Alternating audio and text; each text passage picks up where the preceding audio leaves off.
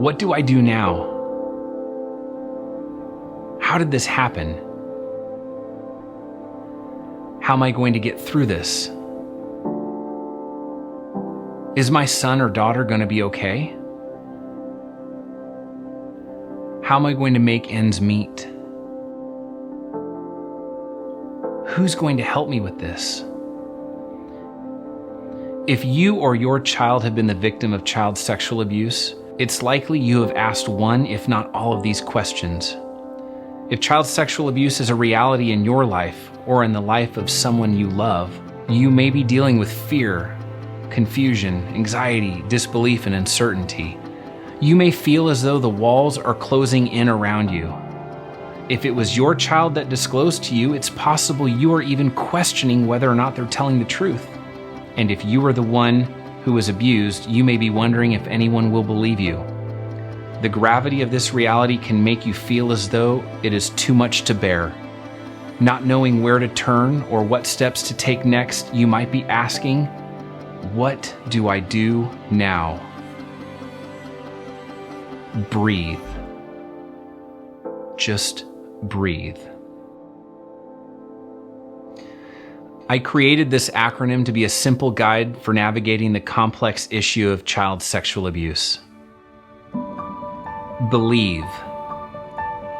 The most important response for any non-offending parent or caregiver who learns a child has been sexually abused is to believe them.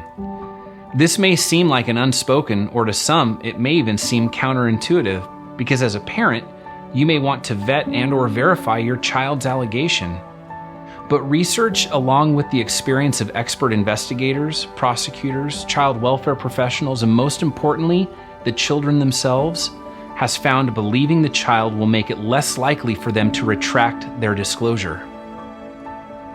Report. Following a child's disclosure, it is crucial to report their abuse to police. If you reside with the abuser, it's critical to inform your local police department or sheriff's office, because an immediate response may be necessary to ensure your child suffers no additional abuse after their disclosure. The proper notification and response could mean all the difference in gathering critical evidence necessary for a successful investigation and a just prosecution. Examine. A forensic medical exam may be necessary if the abuse has just occurred or physical evidence is expected to be found. The law enforcement agency handling the investigation should schedule and coordinate the medical examination for your child. At a minimum, your child will need to be forensically interviewed about their abuse. Older teenagers may be interviewed by an assigned investigator depending upon their maturity and comfort level. Most communities have a child advocacy center where your child may be examined or interviewed. Non-offending parents and family will also find support and additional resources moving forward. Advocate. You are not the only one who will advocate on your child's behalf. In most counties, a multidisciplinary team consisting of prosecutors, investigators, social workers, and victim advocates exists to meet the needs of your child and your family. If there is a breakdown in communication, you're not happy with the services provided to you, or you just need additional information and support, you need to be the greatest advocate for your child. While there are several resources and support services available to families impacted by child sexual abuse, there will never be a more powerful advocate for your child than you. Trust. Child sexual abuse is traumatic for so many reasons, and often the betrayal of someone who is supposed to be a known, trusted, and even loving person can cause more residual trauma than the actual physical offense. The likely result of this betrayal is to have complete and total distrust of anyone. It is critical for healing that trust is reestablished. The judicial process will require your trust. The investigative and prosecutorial process necessitates your trust as well.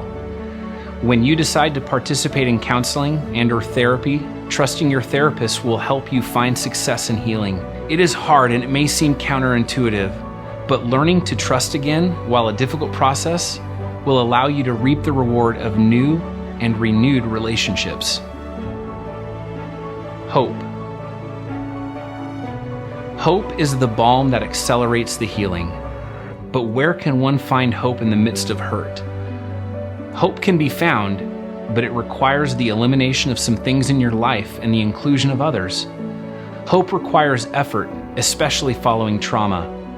Hope is often void in much of the media created today. I encourage families to cut out television and music unless it elevates and encourages. Unstranger Danger has compiled a playlist designed to do just that. Hope is found in community. You are not an island, and you were not designed to be alone. There are communities created to provide support and encouragement for those who've experienced the trauma of sexual abuse, and we would encourage you to find and connect with those communities. Expect. Expect the unexpected. You may have moments of joy and periods of sorrow. You may find yourself emotionally up and down at the most inconvenient times. Those feelings are normal and can be part of the grief and recovery process. That should be a real expectation. However, it is just as important to expect healing, recovery, and restoration. It is not a matter of if, but when. Nobody thinks they will find themselves dealing with the issue of child sexual abuse. But if you have, the best thing you can do is breathe.